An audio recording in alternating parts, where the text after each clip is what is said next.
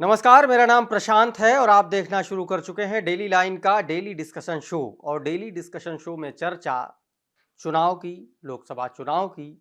सीटें तलाशी जा रही हैं, कहां से चुनाव लड़ा जाए, कौन सी सीट सेफ होगी।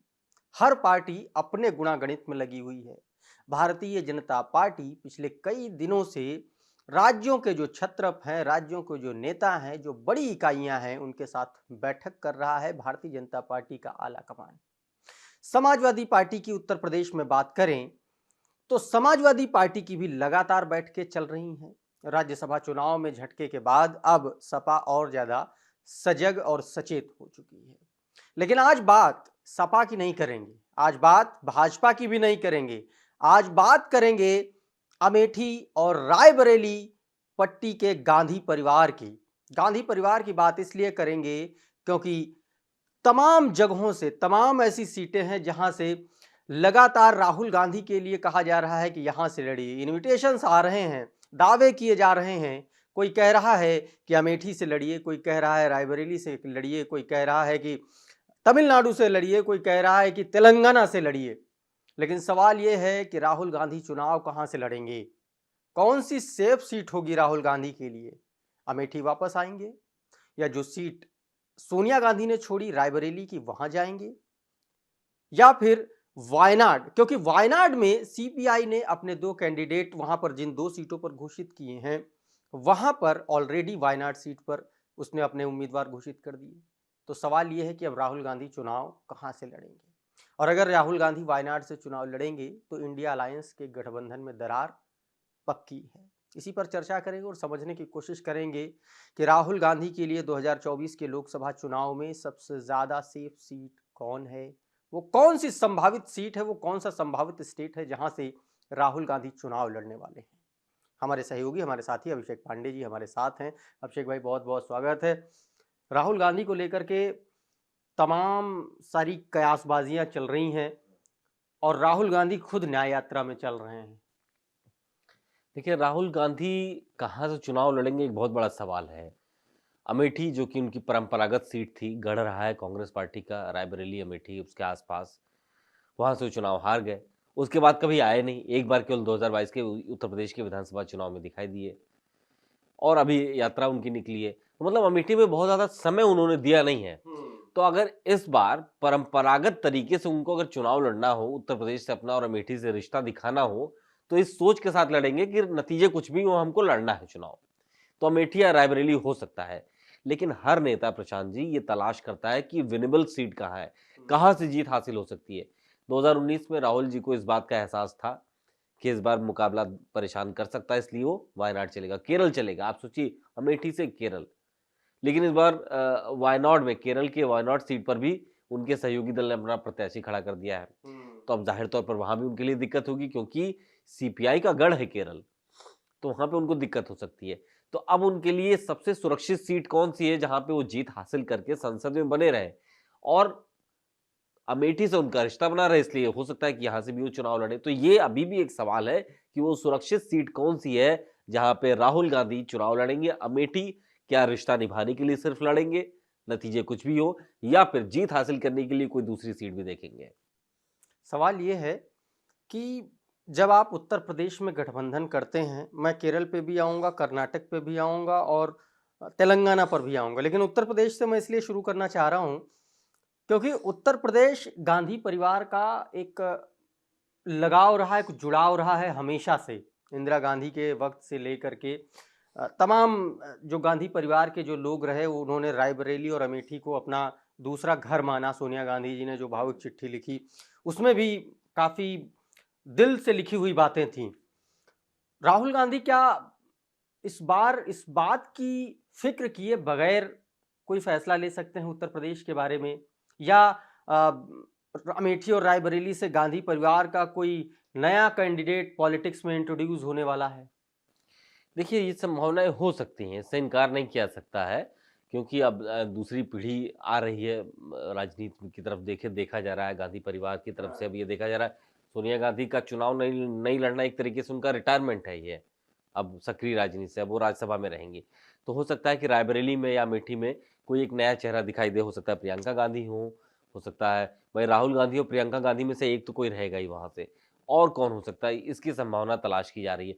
लेकिन फिर वो बात वहीं पर आ जाती है कि इस दौर में जहां पे 2019 में हमने देखा कि जो लहर थी प्रधानमंत्री मोदी की, या इस बार भी जो अब की बार 400 पार का आंकड़ा नारा दिया जा रहा है, क्या इस दावे और इस भरोसे के बीच में ये कुर्बानी दे सकते हैं, ये क्षमता रखते हैं कि हाँ नतीजे कुछ भी हो हम यहाँ से चुनाव लड़ेंगे? हर कोई एक सुरक्षित सीट चाह रहा है। इस समय कांग्रेस पार्टी के अंदर तमाम नेताओं से बात हुई कि वो जीत हासिल करना चाह रहे हैं। जीत हासिल करने के लिए आपके फेवरेबल जगह कौन सी है जहां से आप जीत सकते हैं? तो राहुल गांधी के लिए इस समय ये परेशानी वाली बात है। अमेठी रायबरेली में से एक तो आपको भावनात्मक रिश्ता है, इसलिए आपके आपके पास रहने का विकल्प है। लेकिन अगर आप यहाँ से नहीं लड़ेंगे तो हमेशा ये कहा जाएगा कि देखिए आप उत्तर प्रदेश से बुरे वक्त में आप हमें छोड़ के छोड़ भाग के गए। चले गए।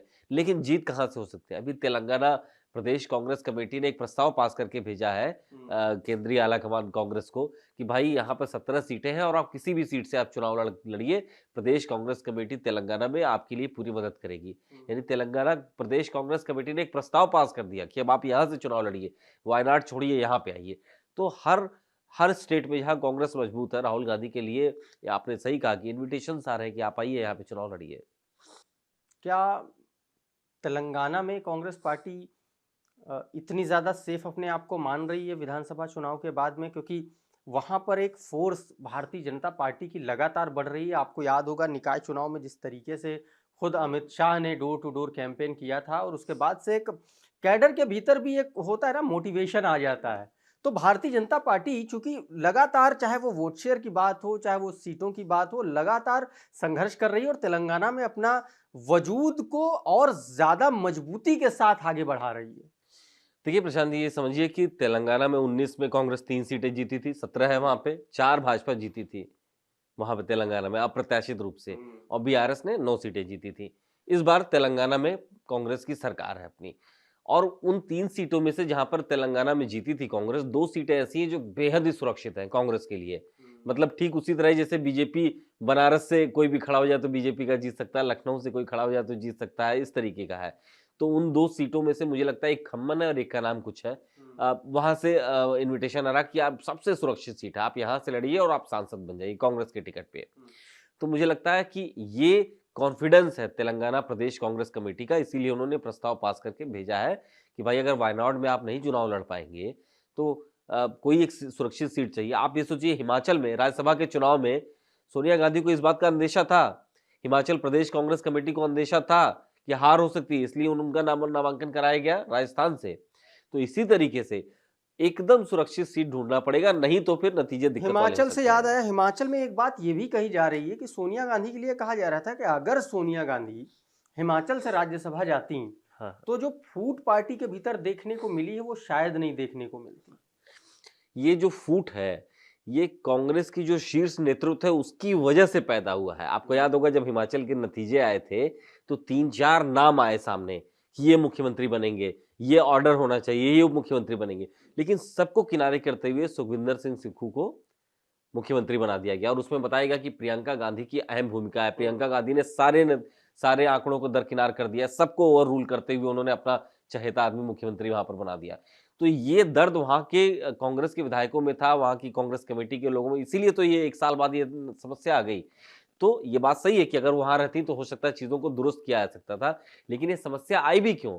क्योंकि कांग्रेस की जो सीनियर लीडरशिप है, सेंट्रल लीडरशिप है, उसमें भी मतभेद है। एक खेमा राहुल गांधी का, एक खेमा प्रियंका गांधी का, एक खेमा केसी वेणुगोपाल का, एक खेमा सोनिया गांधी का, एक खेमा कांग्रेस अध्यक्ष खड़गे जी का, और सेकंड लाइन में कई ऐसे नेता हैं जो अपनी खेमेबाजी कर रहे हैं। तो कई जगह पावर सेंटर वहां बने हैं, इस वजह से भी दिक्कत कांग्रेस के साथ आ रही है।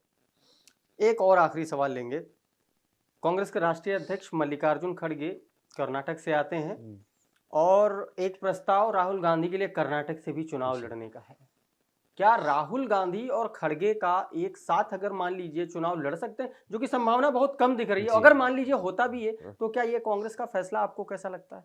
देखिए मुझे लगता नहीं कि इसमें कोई बहुत ज्यादा, ये बात सही है कि तेलंगाना ज्यादा फेवरेट है, ज्यादा फेवरेबल है उनके लिए, और अमेठी और रायबरेली में से जो जुड़ाव है और जो मैसेज जाता है उसको बनाए रखने के लिए उत्तर प्रदेश से एक सीट तो होगी होगी, इसमें कोई दो राय नहीं है। अगर अमेठी या रायबरेली से हट जाते हैं राहुल जी, या किसी और सीट पर शिफ्ट होते हैं तो भी मैसेज गलत जाएगा कांग्रेस के लिए। और एक एक सीट ऐसी चाहिए, वायनाड तो मुझे लगता है मुश्किल ही है क्योंकि वहां पर सीपीआई का प्रत्याशी आ गया, तो Telangana is more safer than Karnataka. तो कुल मिलाकर के राहुल गांधी की जो सेफ सीट को लेकर के जो माथापच्ची चल रही है, कर्नाटक से, तेलंगाना से, उत्तर प्रदेश से, अब चूंकि केरल की बात थी तो केरल में सीपीआई ने जब से वायनाड पर अपना कैंडिडेट उतारा तब से वहां की संभावनाएं बहुत कम हो गई हैं। लेकिन अभी भी कुछ कहा नहीं जा सकता है कि केरल में क्या कांग्रेस अकेले चुनाव लड़ेगी सिर्फ राहुल गांधी की वजह से। अगर वो लड़ती है तो ये फैसला बहुत ज़्यादा सटीक नहीं होने वाला है 2024 के लिहाज से और इंडिया अलायंस के भी लिहाज से। बहरहाल आपको क्या लगता है, राहुल गांधी को चुनाव कहां से लड़ना चाहिए? उत्तर प्रदेश से, तेलंगाना से या फिर कर्नाटका से? आप हमें कमेंट बॉक्स में ज़रूर बताइए। ये वीडियो अगर आपको अच्छा लगा, हमारा एनालिसिस, हमारा विश्लेषण अगर आपको पसंद आया तो इसको लाइक करिए, इसको शेयर करिए और अगर हमारे चैनल पर आप पहली बार आए हैं तो हमारे चैनल को सब्सक्राइब कर लीजिए। ये वीडियो अगर आप हमारे फेसबुक पेज पर देख रहे हैं तो हमारे पेज को भी फॉलो कर लीजिए। हमारे प्लेटफॉर्म का नाम है डेली लाइन।